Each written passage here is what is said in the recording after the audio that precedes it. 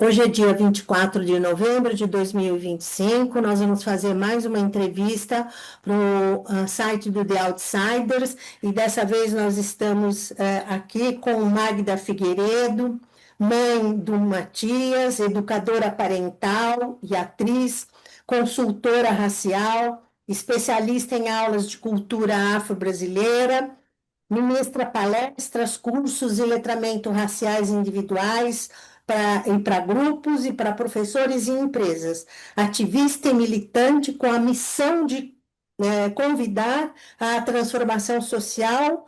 O antirracismo é para ontem. Aliás, eu gostaria de contar para vocês que eu fiz aulas com a Magda sobre letramento racial, que foram muito úteis e muito importantes para mim, porque eu sou de uma geração onde isso não era discutido. E fico muito feliz de poder estar fazendo essa entrevista e poder estar conversando com uma especialista como a Magda. Vamos lá, Magda? Primeira coisa, Obrigada.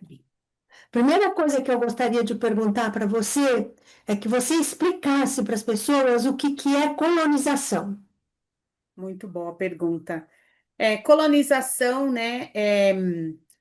Eu diria de cara, assim, que é assumir uma voz, uma fala, uma história que não é sua, né? A gente está num país, eu estou falando eu como mulher preta, na primeira pessoa do plural, que isso também muda, né? A colonização, para mim, é muito diferente para um grupo de pessoas brancas que são privilegiadas no sentido de, só por serem brancos, acabar tendo a possibilidade de ter direitos no mundo como outras pessoas negras não têm.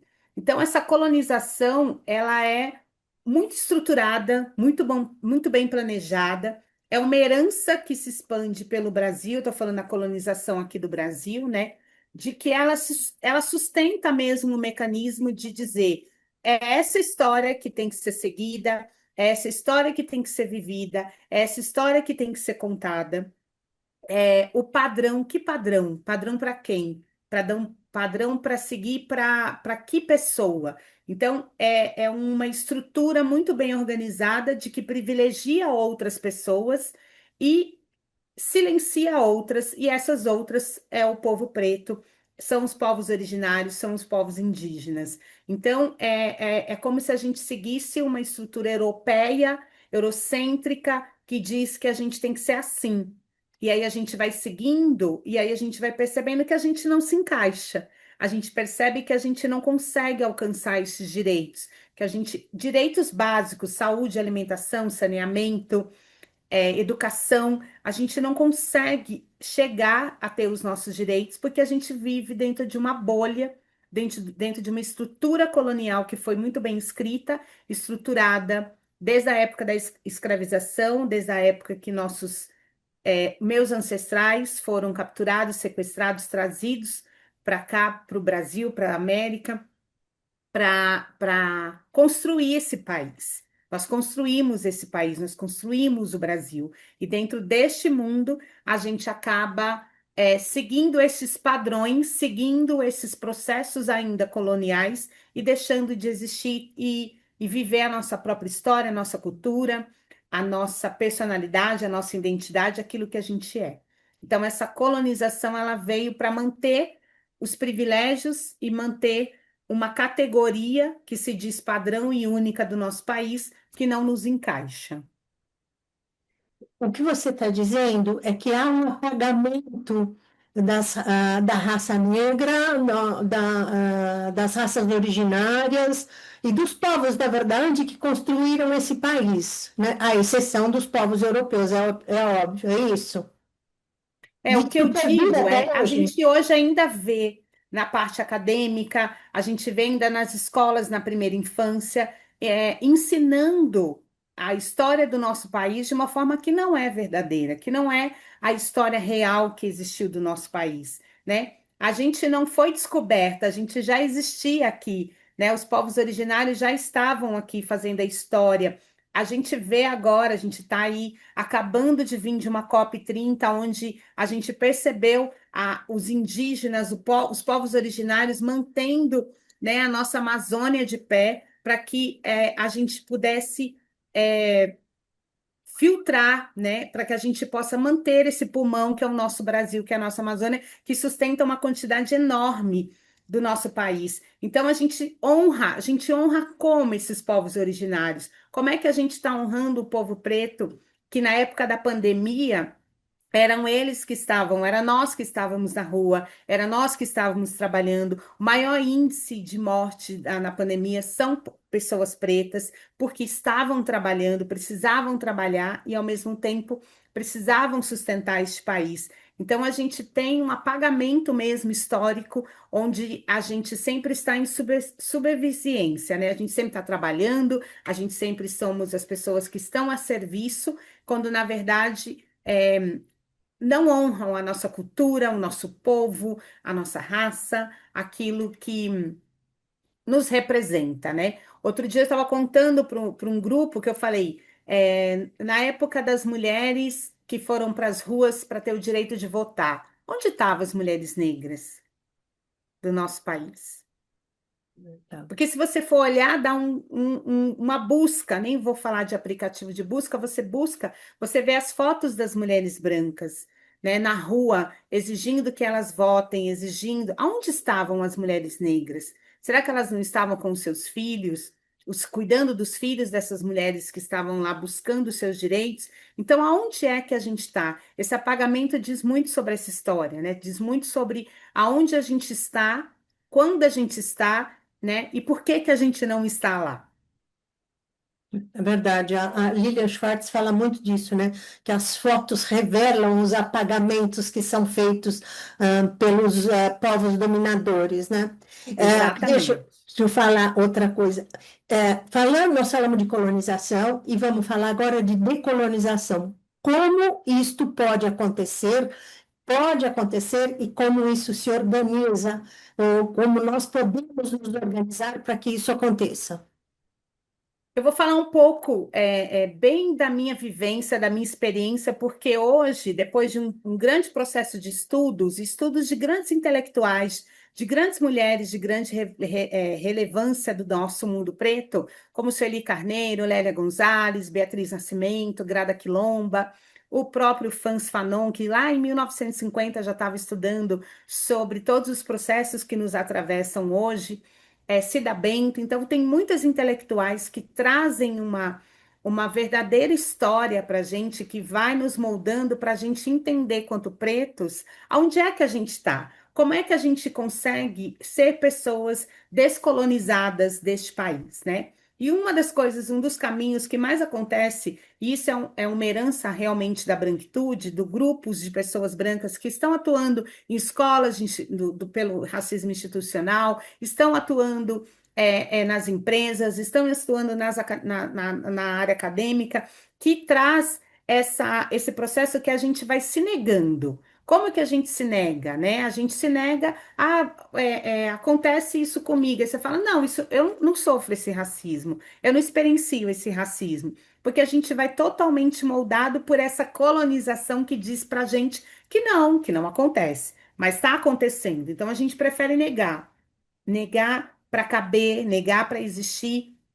E depois vem uma frustração. Poxa, mas eu não pertenço a esse grupo, eu não faço parte, essas pessoas não me aceitam neste lugar. Antes de ser. Entre direita e esquerda, Sueli Carneiro fala isso, né? Eu sou preta. Entre um processo de colonização, descolonização, eu estou ali sendo preta, dentro desse movimento, com as pessoas, para as pessoas me verem. Só que você vai nesse caminho que Grada Quilomba construiu muito bem, que é a negação, a frustração. Depois vem essa ambivalência de que, poxa, eu estou aqui, eu não quero, eu quero não achar que isso acontece comigo, mas está acontecendo. E tem a identificação, que eu acho que é mais magnífico para você realmente falar que você é uma pessoa decolonizada, é a identificação de você se reconhecer como pessoa preta no mundo, em qualquer lugar que você estiver. Eu sou uma mulher negra, eu sei quem eu sou sujeita da minha própria história, eu sou protagonista da minha história, que Grada Quilomba traz muito isso. Eu tenho essa narrativa que diz sobre mim. Ninguém está contando a minha história. Eu estou contando a minha história. Eu estou dizendo quem eu sou. Eu estou dizendo aqui quem eu sou e o que que está me pertencendo, o que não está me pertencendo, onde está me cabendo, onde não está. É como se a gente estivesse num lugar e falasse: vocês não podem dizer sobre nós sem nós. Então, toda vez que eu ocupo um lugar, eu estou sempre nessa posição. Não está falando sobre mim porque eu não estou aí. Então, vocês não podem decidir sobre mim. Então, quando você entra, você passa todo esse caminho, você realmente, de fato, habita qualquer lugar neste processo. E eu acho que isso que o povo preto está precisando ter, essa identificação, esse processo de ser protagonista da sua própria história. Não negar nenhum momento, não que a gente não negue, mas existe um processo dessa colonização que faz com que a gente se negue, com que a gente não se identifique. Então, cada vez que a gente se identificar mais, a gente vai habitar os lugares, assim como os povos originários nunca largam quem eles são, a gente precisa cada vez mais se identificar quanto pretos, quanto sujeitos da nossa história, para que a gente possa ocupar os espaços acadêmicos, institucionais, culturais, dentro, honrando quem a gente é. Se a gente fizer isso, com certeza a gente vai conseguir que o Brasil entenda quem somos e por que que a gente está aqui. Muito bom, né? Eu acho que está bastante claro, pelo menos para mim, mas eu gostaria que você explicitasse melhor qual é a relação entre colonização, decolonização e racismo, né? E o que é racismo estrutural, por favor. Acho importante isso porque a colonização, ela mantém, como eu disse, esses privilégios da branquitude, né? Sigam assim. Façam assim, que isso nos mantém. Isso vai manter os nossos privilégios.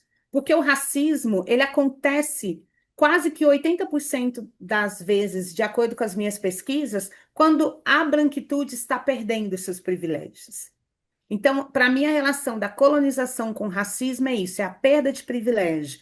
Eu estou perdendo, quando na verdade, se eles soubessem que se a gente ganhasse, se a gente tivesse os mesmos direitos iguais, seria muito bom para todo mundo. Pelo contrário, né? Seria bom para todo mundo, porque todo mundo tem o direito de ter saúde, ter alimentação, ter uma boa escola, conseguir estudar, não precisar ter escolhas. Eu poderia escolher, né? Onde eu vou, onde meu filho vai estudar, onde vou estar, que faculdade que eu vou fazer, que seria, que bom seria se fosse assim. Nós teríamos muita gente felizes, né, neste mundo. Mas quando, então eu acho que é isso. É um privilégio, a perda de privilégio, acontece o racismo. E o racismo é realmente isso, inferiorizar, diminuir. O racismo estrutural, ele se mantém. Eu falo sempre que racismo estrutural é igual cimento, ele tem em qualquer lugar. Qualquer estrutura tem cimento. Por mais que ela tenha ali a construção de ferro, muitas vezes, ela tem um cimento que se manteve ali. Então, esse cimento, ele está ali. A gente precisa desmantelar esse racismo, desmantelando, fazendo letramento racial, estudando esses intelectuais, essas mulheres que estão falando exatamente o que acontece com a gente, e ler um livro da Grada Quilomba, Neuza Santos, Cida Benta, é você olhar e falar: é assim que eu ajo, é assim que eu faço. Como que eu vou mudar esse sistema? Qual é a minha parte dentro dessa história que eu posso fazer diferente? Porque se você estuda, se letra, entende como que você, quanto ser humano, age diante das pessoas pretas, diante do racismo que acontece, diante das perdas dos seus privilégios, você vai entender mais ainda o quanto que esse racismo estrutural está em você. Quando você desmantela ele, quando você vai ruindo, vai deixando ele para trás, você vai entendendo que a gente existe, que nós somos seres humanos, que nós estamos ali pertencendo, ocupando cada vez mais espaços, porque é o nosso direito. Então, esse racismo estrutural, ele mantém, ele existe para inferiorizar, diminuir, discriminar, criar cada vez modos para que a gente esteja cada vez menos presente nos espaços. Quando a gente se mantém no espaço, quando a gente consegue, não num lugar de igualdade de relações, mas igualdade de direitos, a gente consegue ter realmente, de fato, todo mundo ali tendo seus direitos e conseguindo construir uma nova história que é fabulosa quando a gente consegue isso. Na verdade, tem falácias, né? Porque, assim, não há perda de privilégios, né? Para o branco. Há ganho somando a cultura negra, a cultura originária. E se a gente puder entender que nós vamos estar somando, né? Exato. Dividindo, ficaria melhor, né? Com É, certeza. Se a é, gente tiver todo mundo os mesmos direitos, não tem como dar ruim, né? Só tem não, como eu falar, eu vou ali porque eu posso, eu vou aqui porque eu também posso, é, né? Aí ninguém ia perder, porque não é é. perder, é só ganhar. Você tem toda a É, razão. o racismo, como um todo, né, e como todo tipo de preconceito, eu acho que todos nós temos que combater em nós mesmos, começar pela gente, não é pelo outro, não, é pela gente, né? Uhum. Eles representam, né, uma forma de fraqueza. Como o branco é fraco, porque ele precisa diminuir as outras raças para ele poder se sobressair, é uma tristeza isso, né? Como eu sou É, frágil, né? Para que que eu preciso diminuir alguém e não posso andar é. lado a lado, né? Eu acho que a Cida Bento fala isso, né? De que como a branquitude é frágil, porque ela precisa diminuir os negros para poder se sobressair, né? Eu não tenho certeza se foi ela que falou, mas alguém Sim, dessa turma falou, né? sim, e é isso. A gente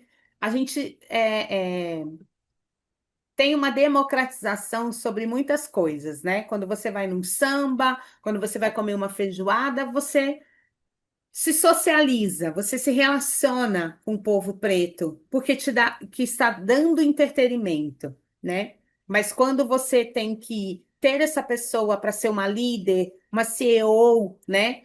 Uma pessoa de mecanismo de poder na sua empresa, você prioriza uma pessoa branca, né? E coloca essa pessoa negra no Mesmo lugar que que a você pessoa acha negra que, seja muito ok. mais competente, né? Exatamente. Eu faço essa pergunta às vezes para as pessoas brancas, né? Eu falo, será que você já se perguntou se você realmente merece estar nesse lugar?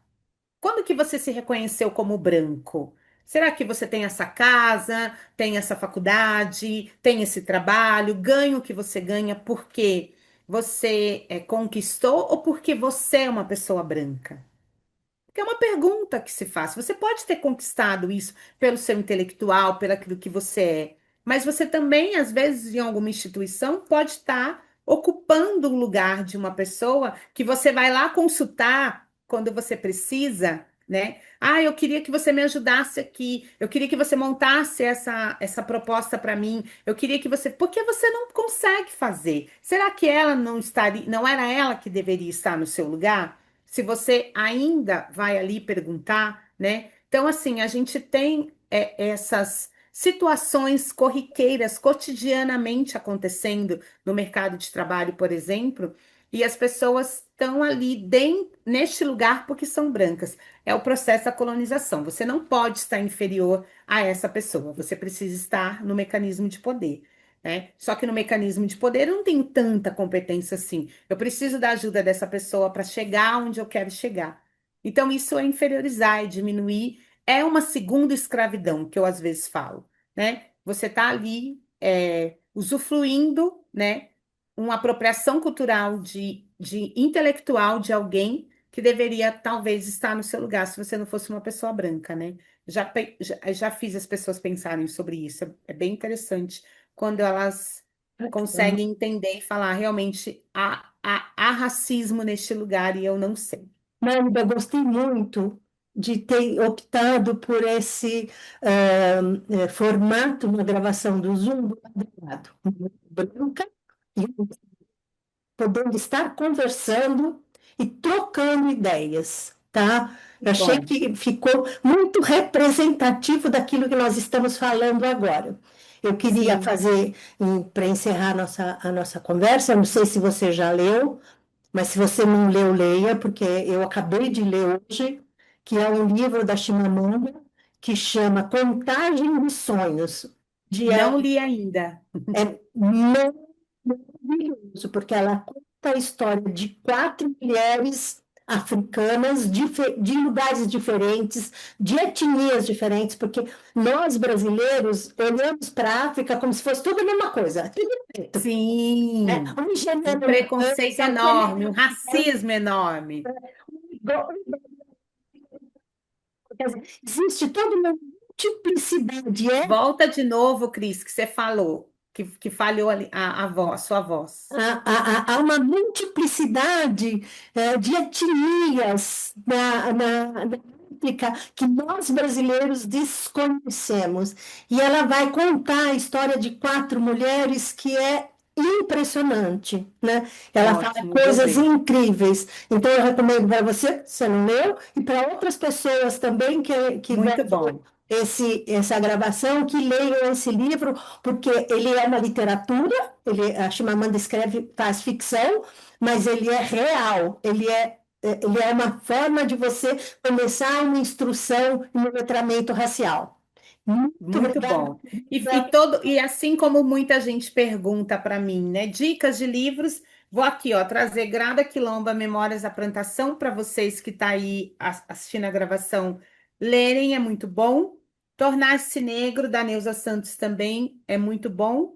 E é uma leitura que eu vou indicar que é difícil, mas é necessária, que é de Franz Fanon, Pele Negras, Máscaras Brancas. Se puderem ler, acho que é um bom início aí para vocês começarem a jornada de letramento racial de vocês. Muito bom. Tá? Um beijo, querida. Obrigada. Obrigada.